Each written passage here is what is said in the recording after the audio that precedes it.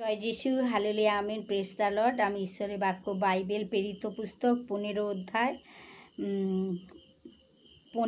16 পদ থেকে পড়ছি। ইহার পরে আমি ফিরিয়া আসিব, দাউদের পতিত কুটির পুনরায় গাঁথিব, তাহা ধ্বংসস্থান সকল পুনরায় গাঁথিব, আর তাহা পুনরায় স্থাপন করিব, যেন অবশিষ্ট লোক সকল প্রভুর অন্বেষণ করে, আর যে জাতিগণের উপরে আমার নাম কীর্তিত হইয়াছে তাহারা সকলেও করে।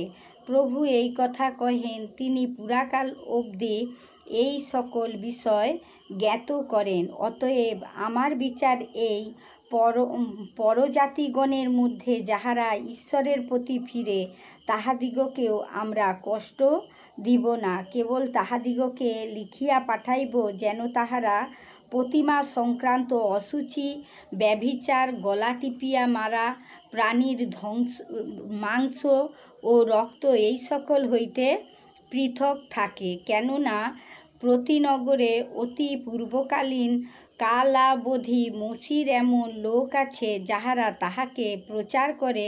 প্রতি বিশ্রামবারে সমাজগৃহে সমাজগৃহে তাহার গ্রন্থ পাঠ হইতেছে। আমিন, হালেলুয়া।